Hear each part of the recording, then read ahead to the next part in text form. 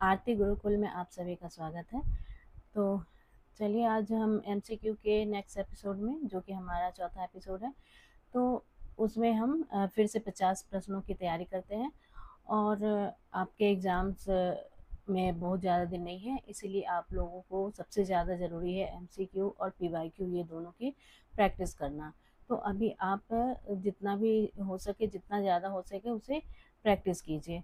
और मेरे इस वीडियो में लास्ट तक बने रहिए, क्योंकि ये वीडियो आपको 50 प्रश्नों की अच्छी तैयारी करता है। और जो सबसे कठिन होते हैं यूनिट 1 to 4, उसमें बहुत सारे बच्चों को परेशानी होती है।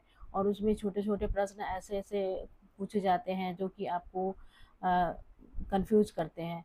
तो इसके लिए आपको प्रैक्टिस ही एकमात्र उपाय है। तो चलिए आज हम शुरू करते हैं।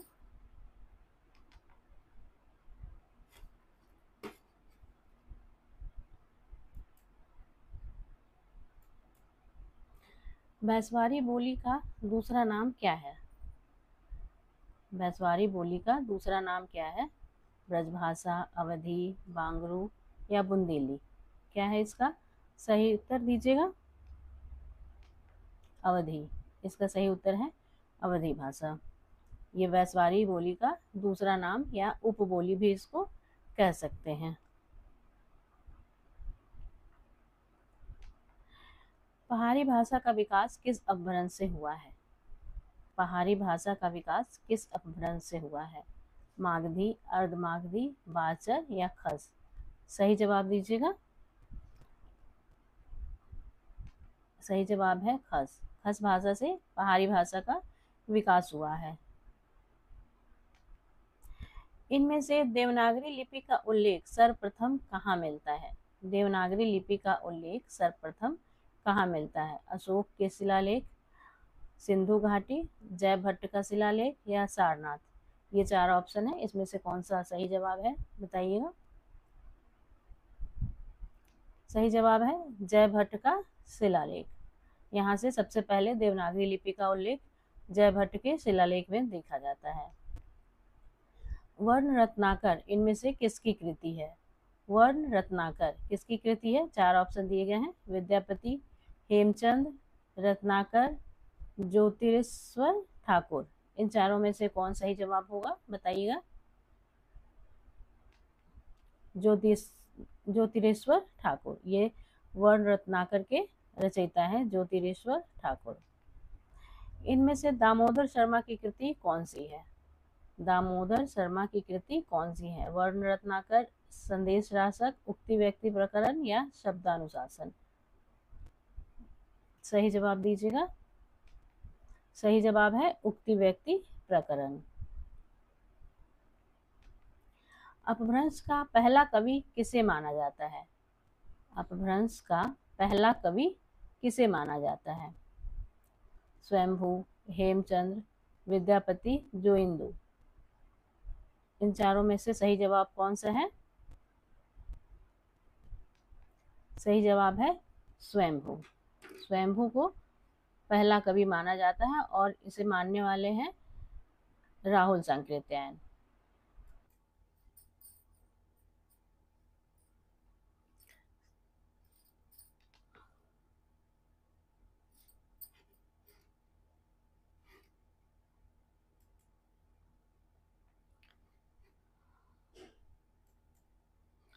इनमें से गलत जोड़े को अलग कीजिए। इनमें से गलत जोड़े को अलग कीजिए।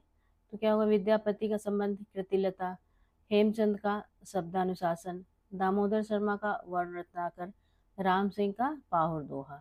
तो इनमें से गलत कौन है ये आपको बताना है। हेमचंद्र का शब्दानुशासन ये गलत होगा। शब्दानुशासन हेमचंद्र का लिखा हुआ नहीं है। अपभ्रंश भाषा का प्राचीनतम प्रयोग किस साहित्य में हुआ है? बौद्ध साहित्य, जैन साहित्य, नाथ साहित्य या रासो काव्य? किसमें अपभ्रंश भाषा का सबसे पहले या प्राचीनतम प्रयोग हुआ है? जी हाँ, सही जवाब है जैन साहित्य।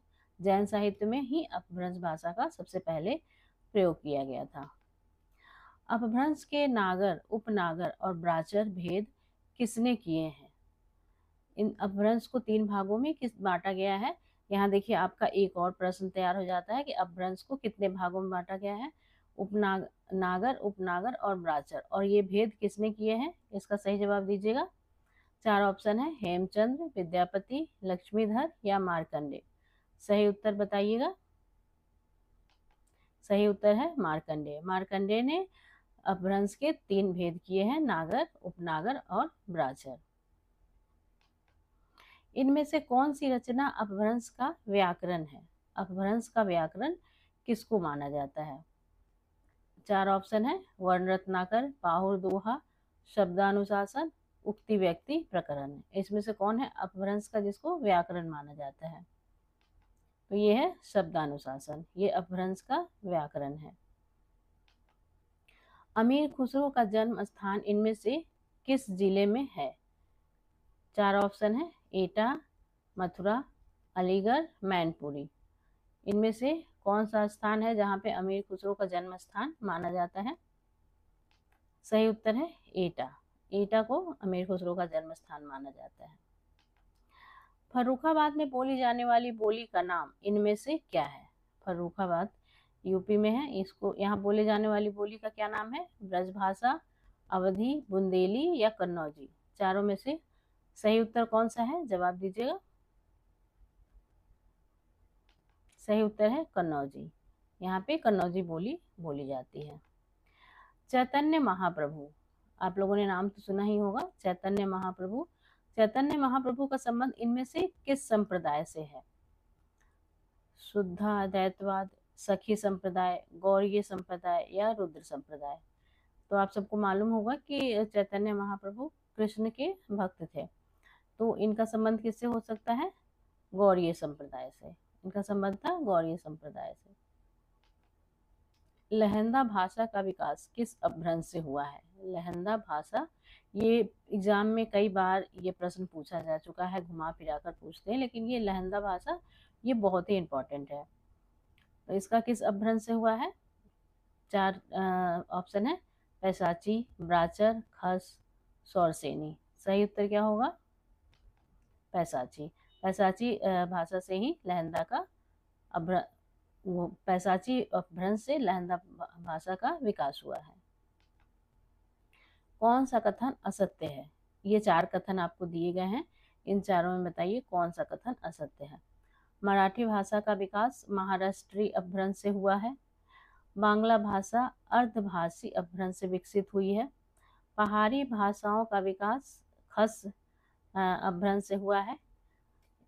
चौथा है, सिंधी भाषा ब्राचर अपभ्रंश से विकसित हुई है। तो इनमें से कौन सा कथन असत्य है। और देखिए इस तरह के प्रश्नों को आप सिर्फ एक प्रश्न मत समझा कीजिए, इसमें यह है कि आपका ये चारों में से आप कोई एक होगा जो असत्य होगा, लेकिन ये भी याद रखिए कि इनमें से कोई 3 है जो बिल्कुल सत्य है, और फिर इसको घुमा फिरा करके आगे भी कई तरह से प्रश्न बना के पूछा जा सकता है। तो आप यहाँ पर जब भी कोई प्रश्न आप तैयार कीजिए तो ये मत सोचिए कि ये एक प्रश्न तैयार किया जा रहा है, यहाँ पे एक और प्रश्न होगा। तो इसका सही जवाब है कि बांग्ला भाषा अर्धभाषी अपभ्रंश से विकसित हुई, ये कथन असत्य है, लेकिन बाकी तीनों जो कथन है वो बिल्कुल सत्य है।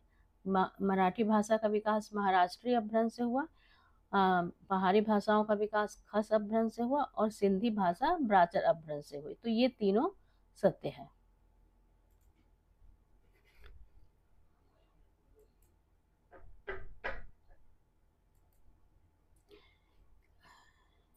इनमें से वियोगात्मक भाषा कौन सी है। संस्कृत, पाली और प्राकृत अपभ्रंश। इन चारों में सही उत्तर होगा अपभ्रंश। अपभ्रंश जो है वो वियोगात्मक भाषा है।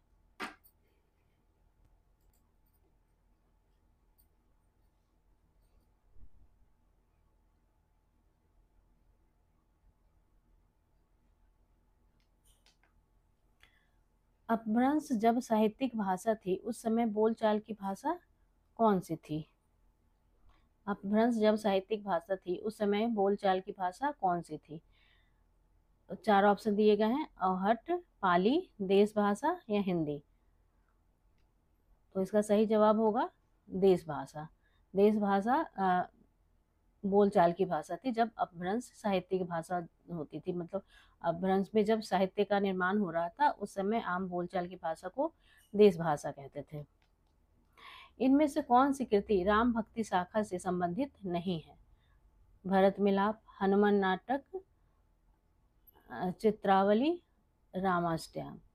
तो आपको इसमें से देखने में ही, मतलब ये पढ़ने में ही समझ में आ जा रहा है कि सही जवाब क्या होगा। भरत मिलाप राम भक्ति शाखा में ही होगा, हनुमान नाटक भी और रामाष्टयम भी। तो सही जवाब होगा चित्रावली। चित्रावली इसका सही उत्तर है। भला हुआ जो मारिया विहनी मारा कंतु, यह पंक्ति किस कवि की है?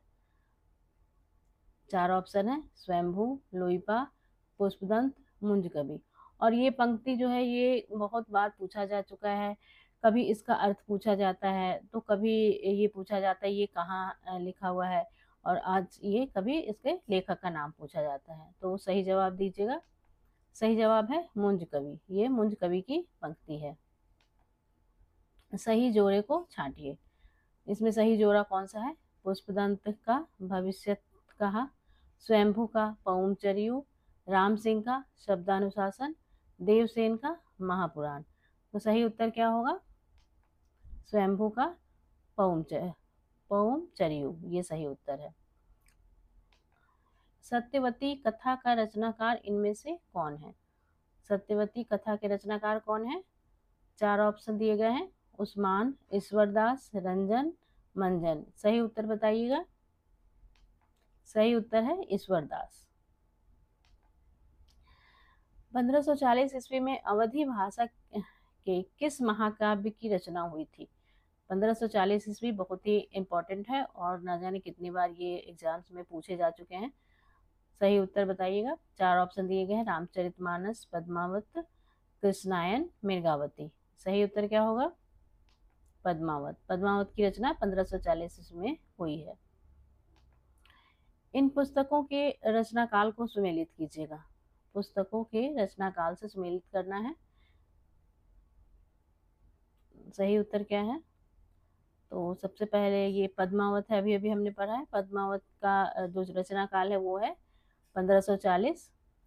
तो ए का बी है, और ए का बी हमारा यहाँ सिर्फ एक ही में आता है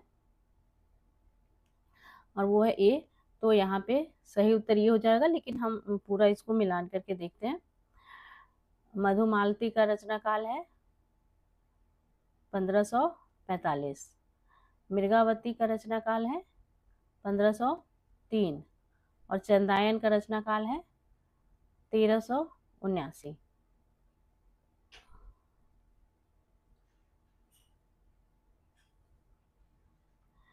तो हमारा ये जवाब सही होगा। ये जवाब जो है वो हमारा सही होगा।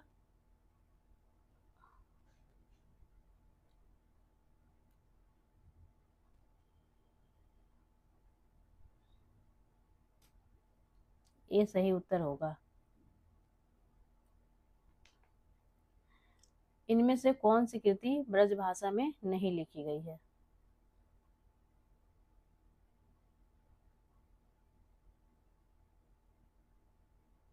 चार ऑप्शन है, प्रेम वाटिका, भंवर गीत, मृगावती, सुर सारावली।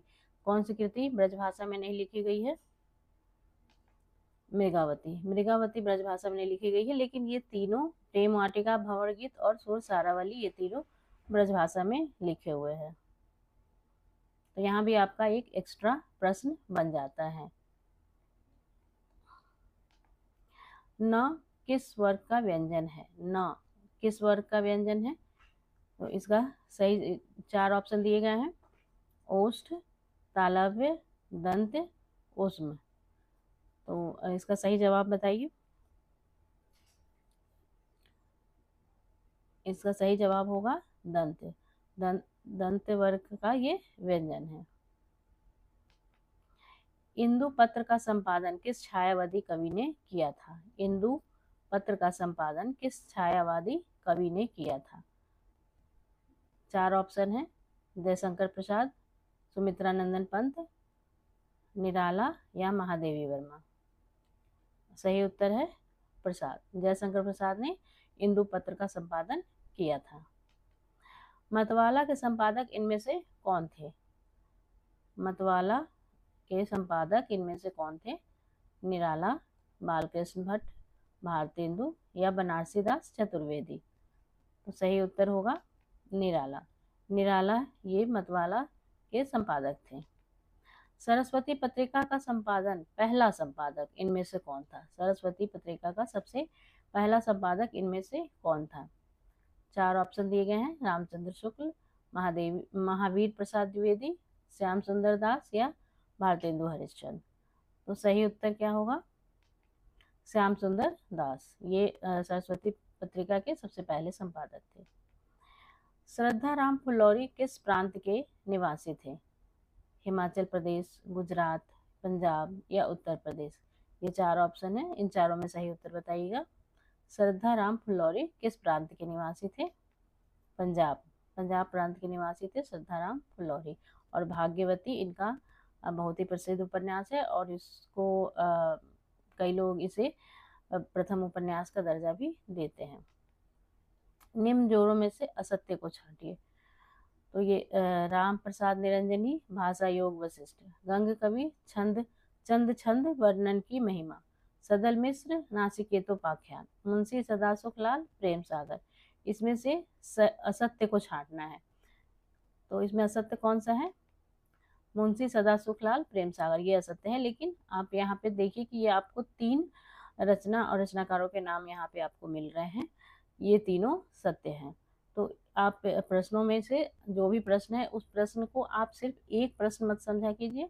हर प्रश्न आपको कई तरीके से पूछा जाता है, तो उसको आप जरूर से ध्यान में रखिएगा। आधुनिक काल का जनक इनमें से किसे कहा जाता है? आधुनिक काल का जनक किसको कहा जाता है? आचार्य रामचंद्र शुक्ल, भारतेंदु हरिश्चंद्र, महावीर प्रसाद द्विवेदी या अज्ञे? ये 4 ऑप्शन है, इस चारों में सही उत्तर दीजिएगा। सही उत्तर है भारतेंदु हरिश्चंद्र। भारतेंदु हरिश्चंद्र को आधुनिक काल का जनक कहा जाता है। उत्तर प्रदेश सरकार ने 1947 में जो लिपि सुधार समिति गठित की थी उसके अध्यक्ष इनमें से कौन थे? 4 ऑप्शन दिए गए हैं, महात्मा गांधी, पीडी टंडन, आचार्य नरेंद्र देव या बाल गंगाधर खेर। इन चारों में से कौन सही जवाब है? और यहाँ पर भी देखिए आपको इसमें एक और प्रश्न छुपा हुआ है कि उत्तर प्रदेश सरकार ने 1947 में लिपि सुधार समिति गठित की थी। इसके अध्यक्ष कौन थे? इसके अध्यक्ष आचार्य नरेंद्र देव। आचार्य नरेंद्र देव इसके अध्यक्ष थे। इनको सुमेलित करना है, ये व्यंजन है और ये उच्चारण स्थान है। तो ग का उच्चारण स्थान क्या होगा? घ का, ल और च। सही जवाब दीजिएगा। ग का उच्चारण स्थान है कंठ। घ का उच्चारण स्थान है दंत। ध, ये ध है, ध का उच्चारण स्थान दंत है। और ये ल है, ल का उच्चारण स्थान है अंतस्थ। और ये च का उच्चारण स्थान है तालव्य। और ये सही जवाब होगा बी। बी इसका सही जवाब होगा।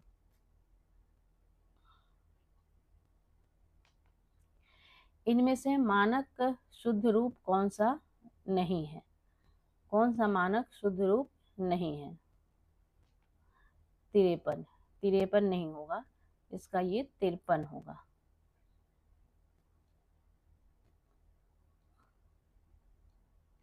ना कि 53। अष्टयाम की रचना ब्रजभाषा गद्य में करने वाले लेखक इनमें से कौन थे? 4 ऑप्शन है, नंददास, गोकुलनाथ, वल्लभाचार्य या नाभादास। इसका सही उत्तर बताइएगा। सही उत्तर है नाभादास। नाभादास ने अष्टयाम की रचना ब्रजभाषा गद्य में की थी। आर्य समाज की स्थापना कब हुई थी? आर्य समाज की स्थापना कब हुई थी? 1850, 1880, 1820 या 1867? सही उत्तर बताइएगा। सही उत्तर है 1867 में आर्य समाज की स्थापना हुई थी। काशी नागरी प्रचारणी सभा के प्रथम अध्यक्ष कौन थे? प्रथम अध्यक्ष पूछ रहे हैं और ये 4 ऑप्शन दिए गए हैं। महावीर प्रसाद द्विवेदी, बाबू श्याम सुंदर दास, बाबू राधा कृष्ण दास, बाबू भारतेंदु बाबू हरिश्चंद्र। तो सही उत्तर क्या होगा? बाबू राधा कृष्ण दास। ये काशी नागरी प्रचारणी सभा के प्रथम अध्यक्ष थे। कचहरियों में नागरी भाषा का प्रयोग कब से प्रारंभ हुआ? कचहरियों में नागरी भाषा का प्रयोग कब से प्रारंभ हुआ? 4 ऑप्शन है 1850, 1900, 1920 या 1950। सही उत्तर है 1900। 1900 से कचहरियों में नागरी भाषा का प्रयोग प्रारंभ हुआ।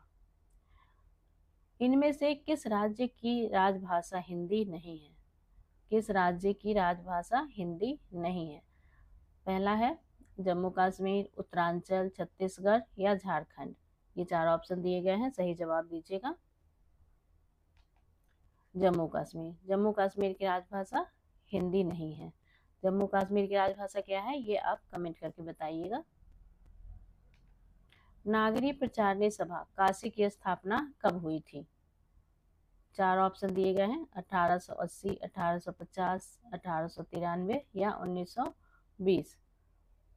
सही उत्तर बताइएगा।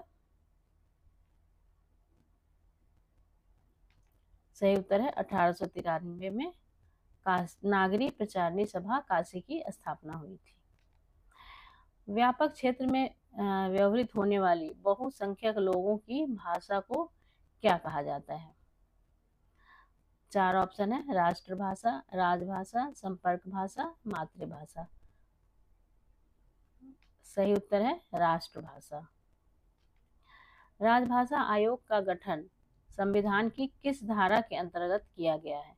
राजभाषा आयोग का गठन हुआ था ना, तो वो संविधान की किस धारा के अंतर्गत किया गया है? 4 धारा यहाँ दी गई है। धारा 343, धारा 351, धारा 344 और धारा 350। सही जवाब क्या है? सही जवाब है धारा 344। धारा 344 के अंतर्गत ही राजभाषा आयोग का गठन संविधान की ये धारा के अंतर्गत किया गया है। राजभाषा आयोग का गठन किसकी अध्यक्षता में किया गया? राजभाषा आयोग का गठन किसकी अध्यक्षता में किया गया है? 4 ऑप्शन दिए गए हैं आचार्य नरेंद्र देव, बीजी खेर, मदन मोहन मालवीय, पीडी टंडन। तो इसमें से सही जवाब क्या होगा? सही जवाब है बीजी खेर यानी बाल गंगाधर खेर। इनके ही अध्यक्षता में राजभाषा आयोग का गठन किया गया था। कवि वचन सुधा के संपादक इनमें से कौन है? कवि वचन सुधा के संपादक कौन है? बाबू राधा कृष्ण दास, महावीर प्रसाद द्विवेदी, जयशंकर प्रसाद या भारतेंदु हरिश्चंद्र। सही उत्तर बताइएगा। सही उत्तर है भारतेंदु हरिश्चंद्र। भारतेंदु हरिश्चंद्र ने कहा से कवि वचन सुधा का संपादन किया था। बम्बई हिंदी विद्यापीठ की स्थापना कब हुई थी? बम्बई हिंदी विद्यापीठ की स्थापना कब हुई थी? 4 ऑप्शन है 1940, 1938, 1930 और 1950 ईस्वी। तो सही जवाब क्या होगा? हमारा सही जवाब है 1938 ईस्वी में बम्बई हिंदी विद्यापीठ की स्थापना हुई थी। निम्न बोलियों को क्षेत्र के अनुसार सुमेलित कीजिए। निम्न बोलियों को, तो बुंदेली बोली का क्षेत्र कौन सा है? झांसी। झांसी में बुंदेली बोली बोली जाती है। अवधि का क्षेत्र कौन सा है? लखनऊ। ब्रज का क्षेत्र कौन सा है? आगरा। और कन्नौजी भाषा का क्षेत्र है इटावा। तो हमारा सही जवाब हो जाएगा ए। ए हमारा सही जवाब होगा। कुमाऊनी किस प्रांत की बोली है? कुमाऊनी किस प्रांत की बोली है? ए उत्तरांचल, बी झारखंड, सी छत्तीसगढ़ या डी हिमाचल प्रदेश। सही उत्तर क्या होगा? जवाब दीजिएगा। उत्तरांचल। उत्तरांचल में कुमाऊनी बोली जाती है। उन्नाव रायबरेली जिले में कौन सी बोली बोली जाती है? कन्नौजी, अवधी, बुंदेली, खड़ी बोली। इन चारों में सही जवाब दीजिएगा। मैंने जब ये श्रृंखला शुरू की थी MCQ का, तो उसका जो सबसे पहला एपिसोड है उसको आप जाकर देख लीजिएगा। उसमें जो भी ये बोलियों का और अपभ्रंश का, ये सब का मैंने एक टेबल बना करके उसमें रखा हुआ है। वो आप अगर अच्छे से आप समझ जाते हैं तो फिर आपको इस तरह के सवाल आप इजीली कर लेंगे। और अभी तक अगर आपने मेरे चैनल को लाइक नहीं किया है तो प्लीज़ लाइक कर दीजिए, और सब्सक्राइब नहीं किया है तो सब्सक्राइब कर दीजिए, और साथ में शेयर भी कर दीजिए उन बच्चों को जो UGC नेट की तैयारी कर रहे हैं और इस बार जून में एग्ज़ाम देने वाले हैं। तो सही जवाब इसका क्या होगा? अवधी। अवधी भाषा उन्नाव, रायबरेली, लखनऊ, ये सब जगह पे अवधी भाषा बोली जाती है। मेरठ, सहारनपुर, बिजनौर किस बोली के क्षेत्र में आते हैं? 4 ऑप्शन है, ब्रजभाषा, कन्नौजी, खड़ी बोली, अवधी। सही जवाब क्या होगा? खड़ी बोली। मेरठ, सहारनपुर और बिजनौर खड़ी बोली के क्षेत्र में आते हैं। हिंदी शब्द सागर की भूमिका के रूप में किस ग्रंथ की रचना हुई थी? ये हमारा आज का आखिरी प्रश्न है। हिंदी शब्द सागर की भूमिका के रूप में किस ग्रंथ की रचना हुई थी? ए. हिंदी साहित्य का इतिहास, बी. शब्दानुशासन, सी. अष्टयाम, या डी. इनमें से कोई नहीं। सही जवाब दीजिएगा। सही जवाब है हिंदी साहित्य का इतिहास। तो ये हमारा आज का ये प्रैक्टिस सेट समाप्त होता है। और आपको अगर ये वीडियो हेल्पफुल लगा हो तो लाइक, कमेंट और सब्सक्राइब कर दीजिएगा। और अगर आप इन सब चीज़ों का PDF या कोई भी और भी चीज़ें जो आप तैयारी करना चाहते हो, आपको अगर कोई यूनिट कठिन लगती हो, तो इन सब चीज़ों के बारे में आप और भी डिस्कशन करने के लिए मेरा टेलीग्राम पे आप ज्वाइन कर सकते हैं। टेलीग्राम का लिंक नीचे डिस्क्रिप्शन में दिया हुआ है, वहाँ से आप जा कर के मेरा टेलीग्राम चैनल ज्वाइन कर सकते हैं। धन्यवाद।